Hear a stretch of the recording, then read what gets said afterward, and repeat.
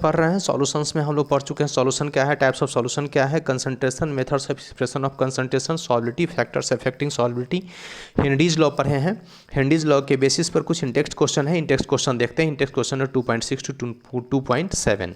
इसमें एक solve example भी 2.4 भी है। तो इंटेक्स्ट सॉल्व, इनसॉल्व, इंटेक्स्ट का सॉल्व और अनसॉल्व क्वेश्चन, एक्सरसाइज का क्वेश्चन और सारे इसका जो बन जाएगा तो एग्जाम की प्रिपरेशन बेहतर होगा, कंसेप्ट भी बनेगा। तो सारा क्वेश्चन बनाते भी रहिए खुद से और वीडियो का भी मदद लीजिए।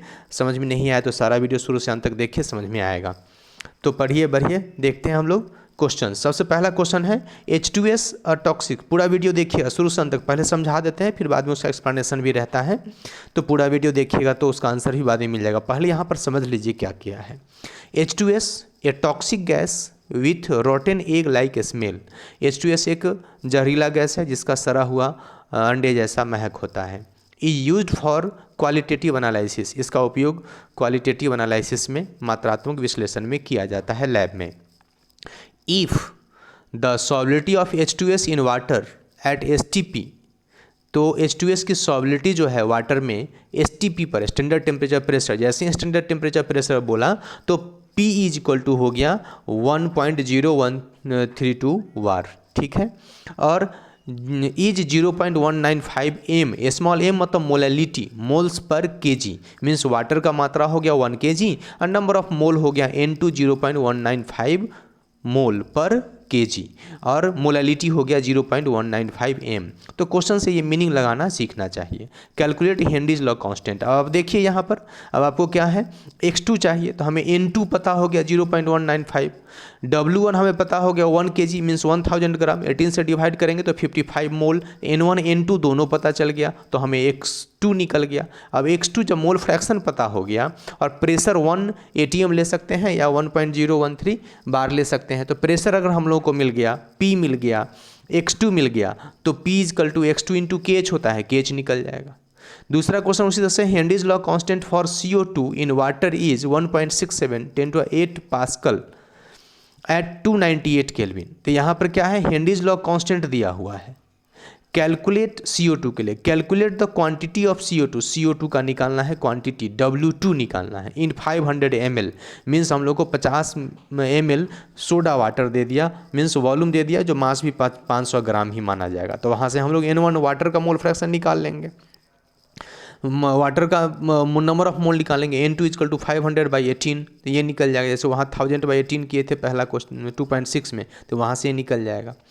तो हमें W2 निकालना है, तो हमें ये पता हो गया और मोल फ्रैक्शन पता हो गया, तो यह N2 पता हो गया और P पता हो गया। वाटर के लिए हेनरीज कौन, ये KH पता हो गया हमें, सॉरी KH पता हो गया हमें, और हमें क्या है कि N2 पता हो गया।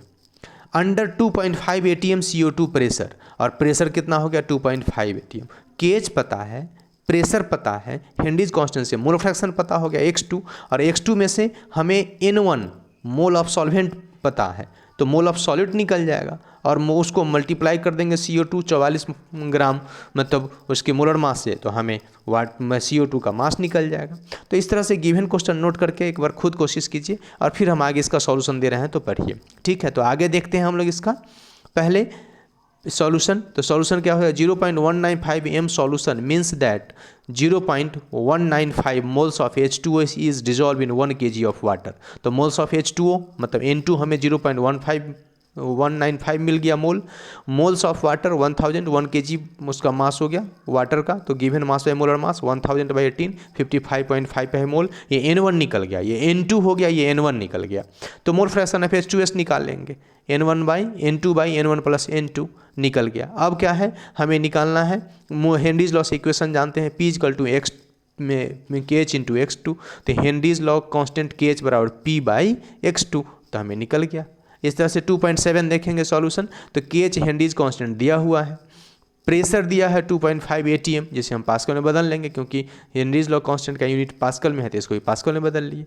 तो हमें प्रेशर पता हो गया, KH पता हो गया, P = KH × x2 दिया इक्वेशन होता है हेनरीज का, तो हमें पता है P और हमें पता है KH, तो हम x2 आराम से निकाल लेंगे। इस तरह से x2 कैलकुलेट कर लीजिए, वीडियो पॉज करके देख के नोट करके समझ लीजिए। मोल्स ऑफ वाटर, तो 500 ml तो उसको डेंसिटी वाटर का 1 मानते 1 होता है, इसलिए 500 ग्राम भी हो गया। तो वॉल्यूम से मास में कन्वर्ट किए 500/18, तो यहाँ से हमें N1 पता हो गया। तो हमें N1 पता है और X2 पता है, तो हम N2 कैलकुलेट कर लेंगे और N2 से हम 44 से मल्टीप्लाई कर देंगे तो क्या होगा, मास ऑफ CO2 निकल जाएगा। तो इस तरह से 2.6 और 2.7 का आंसर हो जाएगा। एक इनटेक सॉल्व क्वेश्चन है 2.4 समझने की कोशिश करते हैं। If N2 gas is bubbled through water at 293 kelvin, how many millimoles of N2 gas would dissolve in 1 litre of water.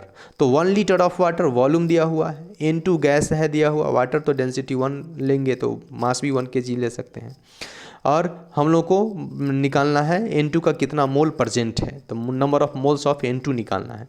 Assume that N2 exerts A partial pressure of 0.98 bar pressure, तो यहाँ partial pressure P भी दे दिया, P दे दिया कितना 0.987 bar. Given that Henry's law constant for N2 at 293 kelvin is 76.48 kilo bar. तो यहाँ पर क्या है, हमें KH पता हो गया, हमें पार्शियल प्रेशर पता हो गया, ठीक है। तो इन दोनों का उपयोग करके हम लोग मोल फ्रैक्शन ऑफ नाइट्रोजन निकाल सकते हैं, जो यहाँ पे निकाल लिया है, ठीक है। अब हमें क्या करना है कि N1 पता है वाटर के लिए 1 kg पर kg, तो 1 लीटर से 1 kg डेंसिटी ले लेंगे, तो वॉल्यूम 1 लीटर है तो 1 kg मास भी होगा।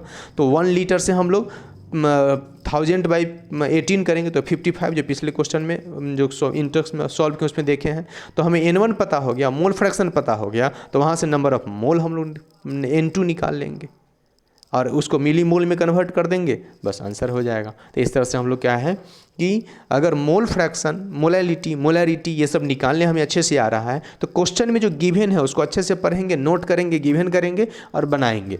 और स्टिल अगर आप लोगों से क्वेश्चन नहीं बने तो कमेंट कीजिएगा, तो इसको हम बोर्ड पे सॉल्व करके उसको भेज देंगे, ठीक है। टेक केयर, पढ़िए, बढ़िए।